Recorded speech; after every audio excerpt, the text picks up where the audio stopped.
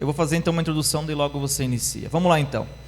Nesse texto, o filósofo Ernest Cassirer reflete sobre a dificuldade para compreender o ser humano. Lembrando, todo mundo aqui comigo. Estamos na tentativa de investigar o que é o ser humano.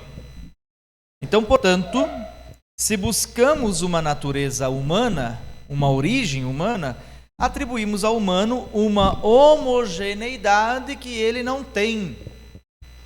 Então, logo do início, a introdução do nosso texto já mostra que o ser humano não é igual, não é, então, portanto, homogêneo. Precisamos compreendê-lo sempre de forma aberta, ampla, buscando em suas expressões no mundo os elementos para conhecê-lo.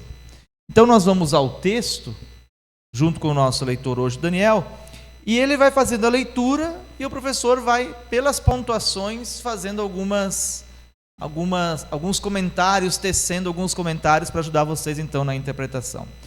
Bora lá então. O que é o homem?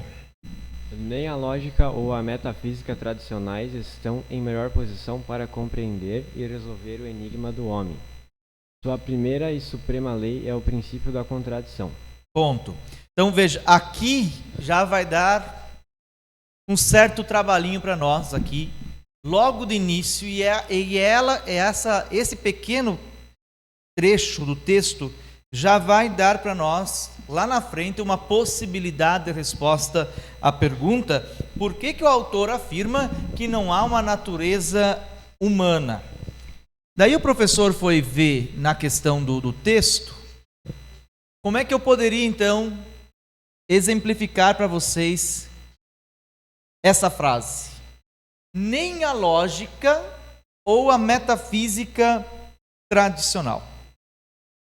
Primeiro, quando se trata de lógica tradicional, dentro da filosofia, significa o princípio da não contradição. Ou seja, lógica tem um porquê das coisas. Princípio da não contradição. O que significa o princípio da não contradição? E aí o professor fazia algumas pesquisas, fazia algumas anotações. Então a lógica clássica, princípio da não contradição, algo não pode ser e não ser ao mesmo tempo. Algo não pode ser e não ser ao mesmo tempo. E aí então, portanto, se você vai observar o homem ele é um ser que ao mesmo tempo ele é racional, mas ao mesmo tempo ele pode ser o quê? Irracional. Ao mesmo tempo ele pode ser bom e ao mesmo tempo ele pode ser mau.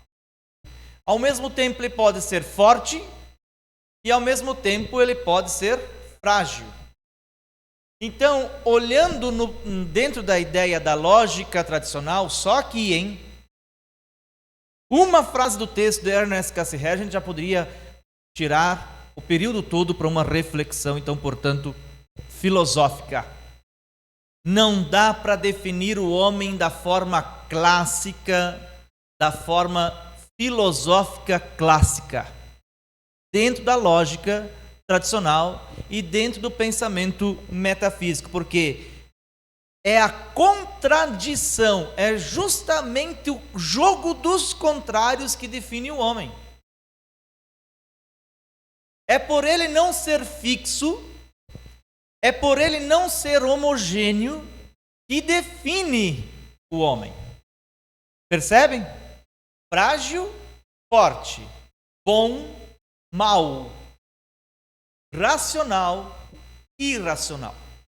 Então, justamente esse contraditório que é o homem é justamente o que o define. Então, portanto, logo de primeira frase, olhando aqui, nem a lógica ou a metafísica tradicionais estão em melhor posição para compreender e resolver o enigma do homem. Então, na tentativa de responder o que é o homem, você não pode recorrer de forma nenhuma à lógica tradicional. Porque a lógica tradicional é o princípio da não contradição. Ou algo é, ou algo não é, e não pode ser duas coisas ao mesmo tempo. Percebe? Ou se é vivo, ou se é morto. As duas coisas não podem ser ao mesmo tempo. Agora, o homem sim. O homem tem essa possibilidade, então, portanto, da contradição. E aí continua, então, portanto, o texto. O pensamento racional, o pensamento lógico e metafísico só pode compreender os objetivos que estão livres da contradição e possuem uma natureza e verdade coerente. Até aqui. Então, o pensamento lógico, o pensamento metafísico só tem a capacidade de conhecer os objetos que estão livres da contradição. Então, exemplo.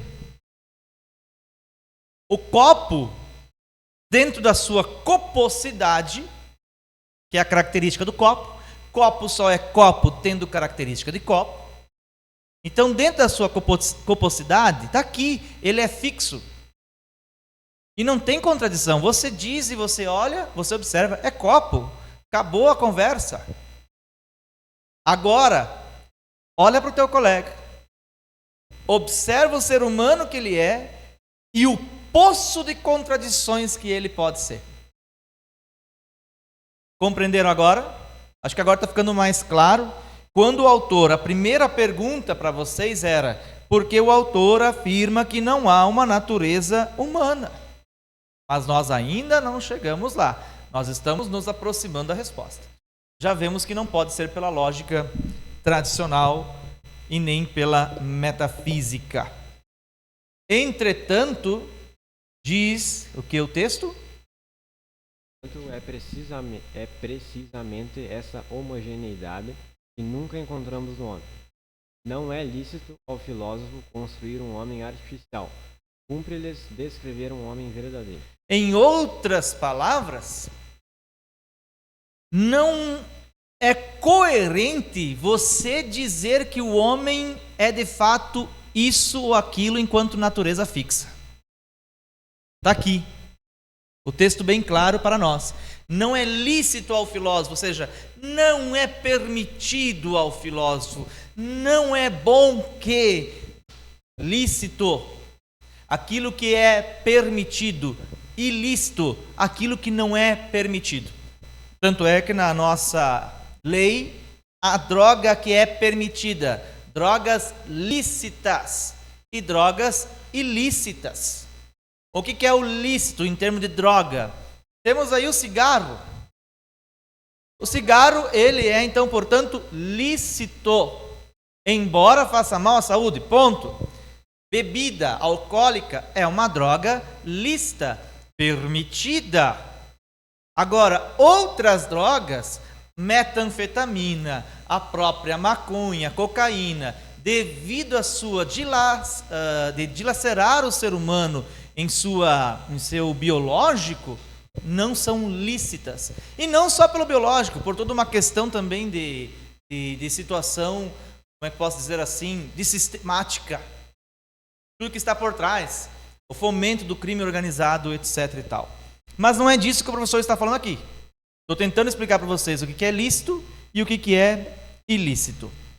E aí, então, portanto, para terminar a nossa aula de hoje, diz assim: que não cabe ao filósofo, não é lícito ao filósofo construir um homem artificial. Em outras palavras, não podemos fazer do homem apenas uma teoria. Ele é emoção pura, contradição pura. Muito obrigado. Continuamos então a leitura no próxima aula.